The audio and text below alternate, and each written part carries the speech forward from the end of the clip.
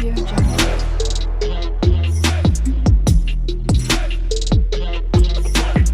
Audio Jungle.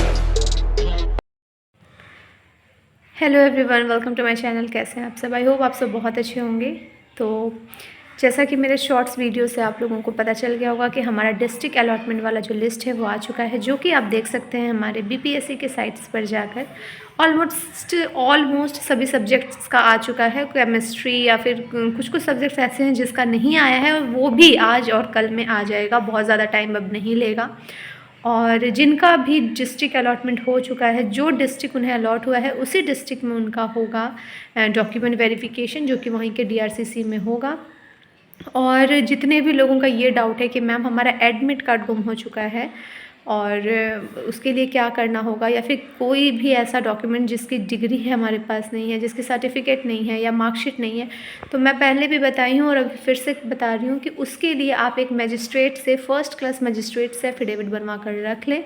और जब आपको वहाँ पर मांगा जाएगा कि यह वाला डॉक्यूमेंट आपका मिसप्लेस्ड है या फिर ये डॉक्यूमेंट आपका नहीं है, तो आप उस एफिडेविट को वहाँ पर शो कर सकते हैं, जिससे क्या होगा कि आपको टाइम मिलेगा कि इन कमिंग डेज़ और in coming years, in coming months आप उस चीज़ को फिर से, अगर आपके पास वो आ जाए तो आप सबमिट कर सकते हैं।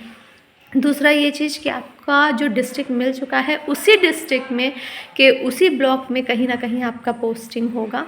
और जितने भी लोग मुझसे पूछ रहे थे कि मैम ये डिस्ट्रिक्ट कैसा है, ये डिस्ट्रिक्ट कैसा है, तो देखिए सभी डिस्ट्रिक्ट अच्छे होते हैं। बिहार का डिस्ट्रिक्ट है तो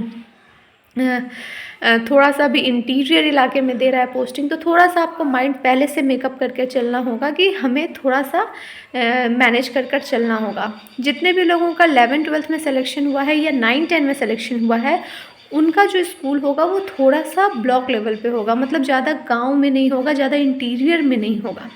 बट 1 to 5 से और 6 to 8 वालों का थोड़ा सा इंटीरियर इलाके में पोस्टिंग हो जाता है। तो पहले से अगर आप माइंड मेकअप करके रखेंगे तो आपको बाद में परेशानी नहीं होगी, बाद में आपको ये नहीं लगेगा कि यहाँ पे कैसे जाएं पहले से ही। और आने जाने की सुविधा हर जगह है, नहीं है तो आप ऑटो बुक कर सकते हैं। रेंट आपको आसानी से हर जगह मिल जाएगा, सो डरने की कोई बात नहीं है। डॉक्यूमेंट्स की जो दिक्कत है उसके लिए आप एफिडेविट बनवा लें। और एक क्वेरी और है कि मैम हमारा बच्चा छोटा है तो क्या ट्रेनिंग के दौरान उन्हें ले जा सकते हैं, या फिर क्या स्कूल में जब हमारी ज्वाइनिंग हो जाएगी तो उस बच्चे को क्या हम अपने साथ ले जा सकते हैं? तो बिल्कुल, इतना ह्यूमैनिटी हर किसी के अंदर होता है कि आपको अपने बच्चे को अगर साथ ले जाते हैं तो वो कोई सा भी प्रॉब्लम क्रिएट नहीं करेंगे, ना स्कूल में ना ट्रेनिंग सेंटर पे। तो आप बेझिझक, अगर आपका बच्चा इतना छोटा है कि आप उसे घर पर छोड़ के, या फिर घर पे कोई केयर टेकर नहीं है, कोई गार्जियन नहीं है, तो आप उसे अपने साथ लेकर आ सकते हैं। दूसरी चीज़ कि आपका जो भी स्कूल मिलेगा वहीं पर आपकी ज्वाइनिंग होगी, वो भी होगी ट्रेनिंग के बाद। अभी जस्ट क्योंकि आपका डॉक्यूमेंट वेरिफिकेशन हुआ, डिस्ट्रिक्ट अलॉटमेंट हुआ है, तो अब आपका होगा डॉक्यूमेंट वेरिफिकेशन, फिर होगा आपका इंडक्शन ट्रेनिंग। इंडक्शन ट्रेनिंग जो होगा वो होगा डाइट में आपका, या तो डाइट में या बीआरसी में। उसके बाद आपको एक स्कूल अलॉट किया जाएगा जो कि होगा वर्क विदाउट पे, मतलब वो भी आपके ट्रेनिंग का पार्ट होगा। वहाँ पर ट्रेनिंग का कंप्लीट करने के बाद आपको एक लेटर मिलेगा जो कि पदस्थापना पत्र होगा, जिसमें आपका स्कूल और उस डिस्ट्रिक्ट का, जो डिस्ट्रिक्ट आपको अलॉट हुआ है उसका कौन सा ब्लॉक है वो आपको पता चलेगा। जब आप स्कूल में ज्वाइन करेंगे उसके बाद से आपकी जो ज्वाइनिंग, मतलब आपकी जो टीचिंग पीरियड है वो स्टार्ट हो जाएगी। एक और क्वेरी है कि मैम सैलरी कब से स्टार्ट होती है? तो भाई हमारी सैलरी स्टार्ट हो गई थी काफ़ी जल्दी। मेरी जो 6 to 8 की ज्वाइनिंग थी वो थी 6 फरवरी को, और 6 फरवरी के बाद जो जैसे फरवरी एंड हुआ तो हमारी वो जो 6 दिन का, 5 दिन का हटा के जो सैलरी थी वो हमारी आ गई थी। और सैलरी में डिले नहीं होती है। बीपीएससी में जितने भी लोगों का सिलेक्शन हुआ है तो उन लोगों की सैलरी अभी तक फ़िलहाल हमें सैलरी की दिक्कत नहीं हुई है। सैलरी बिल्कुल टाइम पे आती है।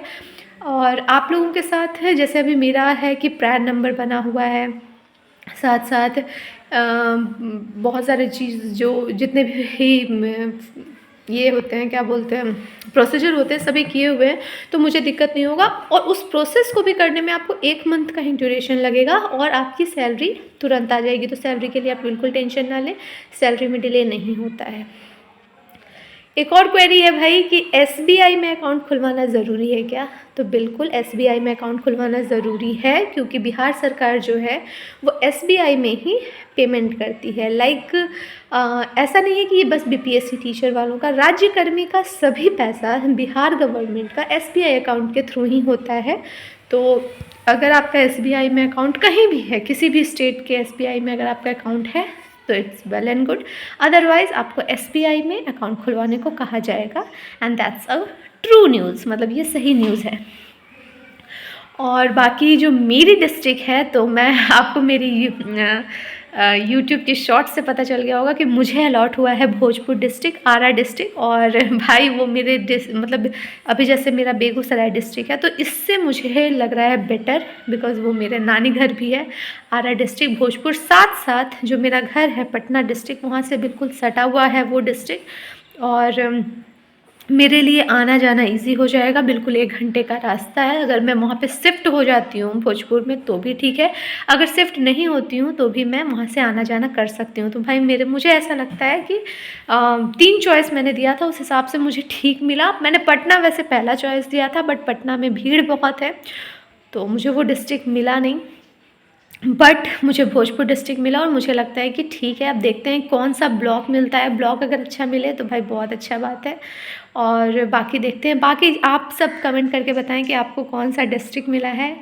और सभी डिस्ट्रिक्ट अच्छे हैं। जो अच्छा डिस्ट्रिक्ट है, अगर मतलब मैं I am not doing prejudice, but मैं फिर भी जो मुझे जहाँ तक लगता है कि दरभंगा, मुजफ्फरपुर, गया, पटना, ये सब डिस्ट्रिक्ट ऐसे हैं कि जो वेल डेवलप्ड है, वहाँ रहने में आपको मज़ा आएगा। पार्क, मॉल, मूवी सभी कुछ अच्छे से है। बाकी सारे डिस्ट्रिक्ट्स में भी आप रहने लगेंगे तो आपका मन लगेगा।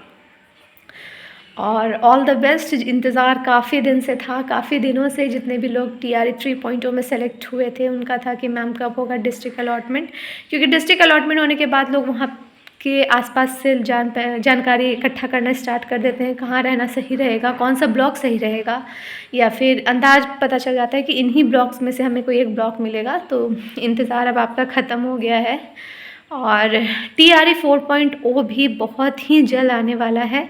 और लेकिन TRE 4.0 के आने से पहले आपका एक और एस्टेट होगा, क्योंकि जितने भी एस्टेट हो गए TRE 3.0 में उनका हो गया, अभी एक एस्टेट और होगा, उसके बाद TRE 4.0 आएगा।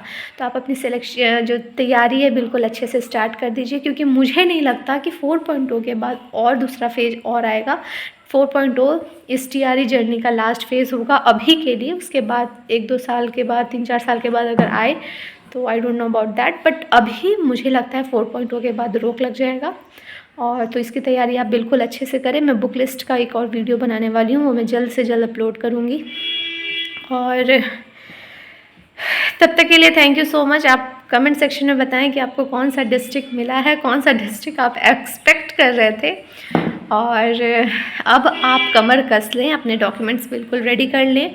आपको पता होना चाहिए कि आपके वाटर मार्क भी आ गया है आपके डॉक्यूमेंट्स पे, तो सभी का प्रिंट आउट निकाल लें। इंतज़ार में ना रहें कि बाद में करेंगे, आराम से करेंगे, अदरवाइज जब साइट बिजी रहने लगेगा तो फिर बहुत ज़्यादा तकलीफ़ होने लगेगा। तो आप अभी से ही अपने सारे डॉक्यूमेंट्स को कर लें डाउनलोड, और एक प्रॉपर फाइल, 3 फाइल एटलीस्ट बना कर रख लें। अलग अलग जगह आपको वो चीज़ सबमिट करना होगा। पासपोर्ट साइज़ फ़ोटो अपनी 10 से 12 अपने पास रख लें। और बाकी all the best and congratulations, आपका इंतज़ार ख़त्म हुआ। और आप अब जल्द से जल्द, भगवान करे, पोस्टिंग हो जाए, स्कूल मिल जाए और आप ज्वाइन करें as a BPSC teacher. Thank you so much.